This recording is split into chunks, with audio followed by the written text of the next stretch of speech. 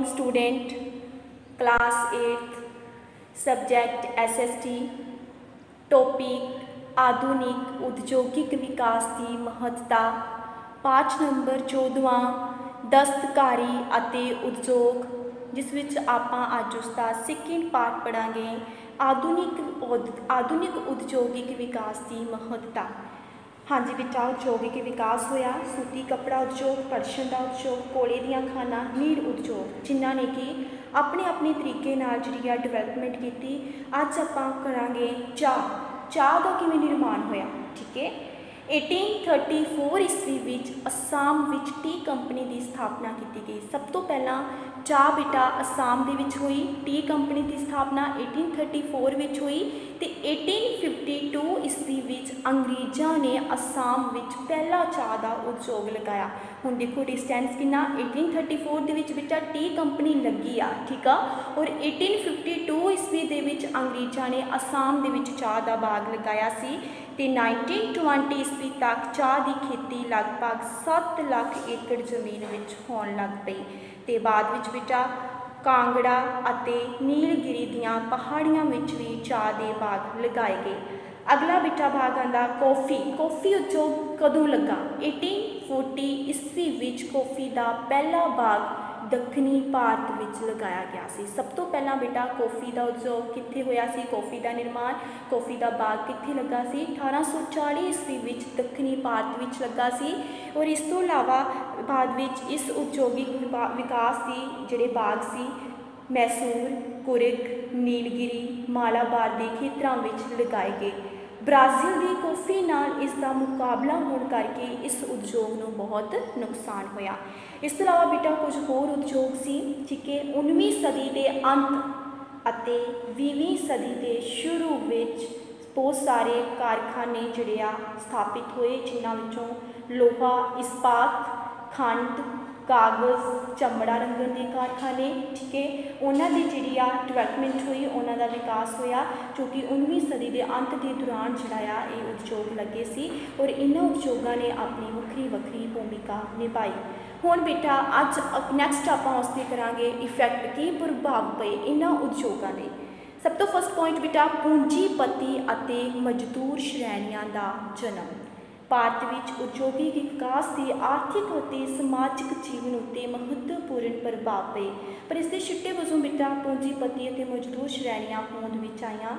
मजदूरों का शोषण, पर ये नाल की होने लगा कि जिहड़े पूंजीपति लोग सन वो मजदूरों का शोषण करते सी, उन्हां पासों वध तो वध काम करा के घट तो घट पैसे दिंदे सन, जिस करके मजदूरों की आर्थिक हालत जिहड़ी बहुत खराब हो गई। इसलिए सरकार ने मजदूरों की हालत की सुधारन के लिए फैक्टरी एक्ट भी पास किया कि मजदूरों को वध तो वध उन्होंने आर्थिक हैल्प दी जाए। उस तो बाद बेटा नवे शहरों का निर्माण, उद्योग लगे, उद्योगों का निर्माण होया तो ऐटोमैटिकली नवे शहरों का निर्माण भी होएगा। ठीक है, अलग अलग जगह पर कारखाने स्थापित हुए। ठीक है, शहरों के विकास, लोग पिंडों तो शहरों में जाना शुरू कर दिता। ठीक है, शहर आधुनिक जीवन और सभ्याचार के केंद्र बने। नैक्सट पॉइंट बेटा लास्ट अपना विषय अध्ययन कपड़े। हाँ जी, वेरी इंपॉर्टेंट बेटा विषय अध्ययन कपड़े के सब तो पहला ये जानना जरूरी आ कि किस किस कपड़े की भूमिका सी। ठीक है, बहुत ही सुंदर पोशाकां, कमीज़, दुपट्टा, पैंट, साड़ियाँ जो लोग पहनते सी वो कादियाँ बनिया होंदियां सी कपड़े दियाँ। ठीक है, परंतु असीं एक जानने की कोशिश ही नहीं करते।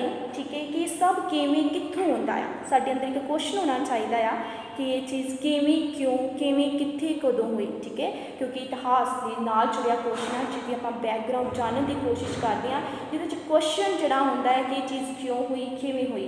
आओ बेटा असीं पिछले इतिहास वाल दी झाती मारीए। सब तो पहला पिछले काल की भूमिका, प्राचीन काल के समय की भूमिका के बारे जानने की कोशिश करिए तो असीं सब तो पहला आदि मनुख की भूमिका के बारे जानते हैं। ठीक है, जो आदि मनुख अपने आप में उसनों किसी चीज़ के बारे पता नहीं सी। ठीक है, वो किदा उहदा किवें रहन सहन सी, मनुखा जानवरों की तरह खाता सी, जानवरों की तरह पींदा सी, रहंदा सी, उन्होंने कोई किसी चीज़ अपने बारे अपने किवें उन्हें जी डिवेलपमेंट हौली हौली किदा उहदे दिमाग की जी आ किवें विकास होया। ठीक है, आदि मनुख अपने आप को गर्म रखने लिए पशुओं की खल के कपड़े पहनता सी, क्योंकि कत्तन और बुनन की खोज इस तो बहुत चिर पिछों हुई है। ठीक है, तुसीं बहुत तस्वीरां भी लिखी पढ़िया होनियां होणगियां, तो आप 6 7 ਦੇ ਵਿੱਚ ਵੀ ਪੜ੍ਹਦੇ ਹਾਂ, ਠੀਕ ਆ।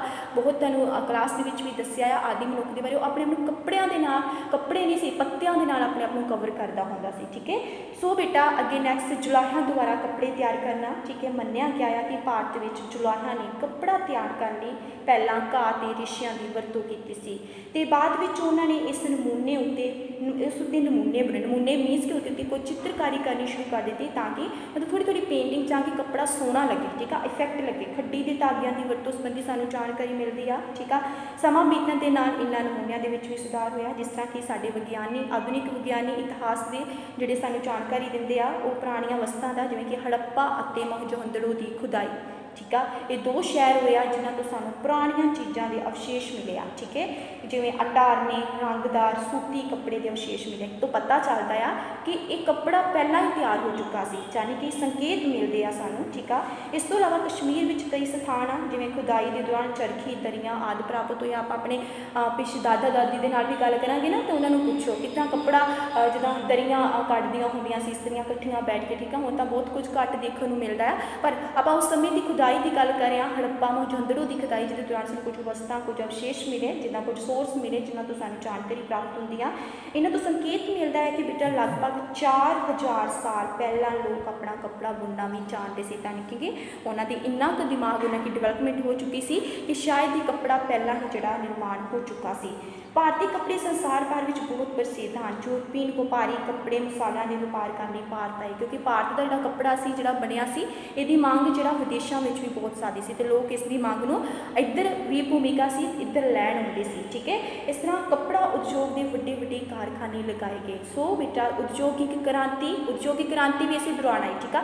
ਕ੍ਰਾਂਤੀ ਕਦੋਂ ਹੁੰਦੀ? ਜਦੋਂ ਚੇਂਜ ਹੁੰਦਾ, ਠੀਕ ਆ। ਆਪਾਂ ਕਿਸੇ ਚੀਜ਼ ਲਈ ਖੜੇ ਹੁੰਦੇ ਹਾਂ ਕਿ ਇਹਦਾ ਕੁਝ ਵਿਕਾਸ ਹੋਵੇ, ਕੁਝ ਨਵੀਆਂ ਚੀਜ਼ਾਂ ਆਉਣ, ਠੀਕ ਆ। ਇਸ ਕਰਕੇ ਜਦੋਂ ਉਦਯੋਗ ਲੱਗੇ ਤੇ ਕ੍ਰਾਂਤੀ ਵੀ ਨਾਲੋਂ ਨਾਲ ਆਉਂਦੀ ਗਈ, ਠੀਕ ਹੈ। ਇਹਨਾਂ ਉਦਯੋਗਾਂ ਵਿੱਚ ਸੁਧਾਰ, ਖੱਡੀਆਂ ਨਾਲੋਂ ਵੱਧ ਕੱਪੜੇ ਦਾ ਉਤਪਾਦਨ ਕੀਤਾ ਜਾਂਦਾ ਸੀ।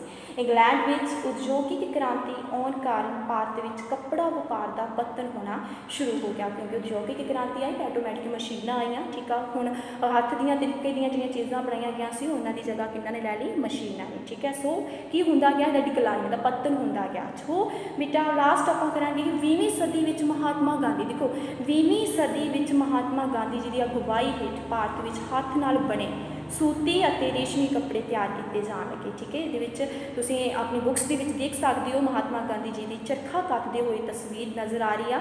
ਇਹਦੇ ਬਾਰੇ ਤੁਸੀਂ ਸਮਝ ਸਕਦੇ ਹੋ ਕਿ ਮਹਾਤਮਾ ਗਾਂਧੀ ਜੀ ਨੇ ਵੀ ਇਸ ਦੀ ਅਗਵਾਈ ਹੇਠ ਕੱਪੜਾ ਤਿਆਰ ਕਰਨ ਦੀ ਭੂਮਿਕਾ ਦੇ ਬਾਰੇ ਜਾਣਕਾਰੀ ਦਿੱਤੀ ਆ। ਸੋ ਉਹਨਾਂ ਨੇ ਰੇਸ਼ਮੀ ਕੱਪੜੇ ਤਿਆਰ ਕੀਤੇ ਜਾਣ ਲੱਗੇ ਕਦੋਂ? ਮਹਾਤਮਾ ਗਾਂਧੀ ਜੀ ਦੀ 20ਵੀਂ ਸਦੀ ਦੇ ਦੌਰਾਨ ਉਹਨਾਂ ਦੀ ਅਗਵਾਈ ਹੇਠ, ਇਹ ਜਿਸ ਨਾਲ ਭਾਰਤੀ ਕੱਪੜਾ ਉਦਯੋਗ ਜਿਹੜਾ ਆ ਮੁੜ ਹੋਂਦ ਵਿੱਚ ਆਇਆ। ਸੋ ਬੇਟਾ ਅੱਜ ਆਪਾਂ ਇਹਦੇ ਬਾਰੇ ਪੜ੍ਹਿਆ, ਆਧੁਨਿਕ ਉਦਯੋਗਿਕ ਵਿਕਾਸ ਦੀ ਮਹੱਤਤਾ। ਸਟਾਰਟਿੰਗ ਆਪਾਂ ਉਹਨਾਂ ਦੀ ਜਿਹੜੀ ਆ ਦਸਤਕਾਰੀ ਚੀਜ਼ਾਂ ਦੇ ਬਾਰੇ ਪੜ੍ਹਿਆ ਸੀ। ਤੁਹਾਡਾ ਇਹ ਚੈਪਟਰ ਖਤਮ ਹੁੰਦਾ ਆ ਔਰ ਬਹੁਤ ਵਧੀਆ ਤਰੀਕੇ ਨਾਲ ਤੁਹਾਡਾ ਟੌਪਿਕ ਕਲੀਅਰ ਹੋਇਆ। ਸੋ ਤੁਸੀਂ ਇੱਕ ਇੱਕ ਚੀਜ਼ ਨੂੰ ਧਿਆਨ ਦੇ ਨਾਲ ਪੜ੍ਹਨਾ ਆ ਔਰ ਇਹਦੇ ਵਿੱਚੋਂ ਹੀ ਤੁਹਾਨੂੰ MCQ ਕੁਐਸਚਨ ਪੁੱਛੇ ਜਾ ਸਕਦੇ ਹਨ, ਠੀਕ ਹੈ। ਸੋ ਬੇਟਾ ਆਪਣਾ ਚੈਪਟਰ ਤੁਸੀਂ ਇੱਕ ਵਾਰੀ ਆਪ ਵੀ ਰੀਡ ਕਰਨਾ ਹੈ। ਸੋ ਧੰਨਵਾਦ ਸਟੂਡੈਂਟ।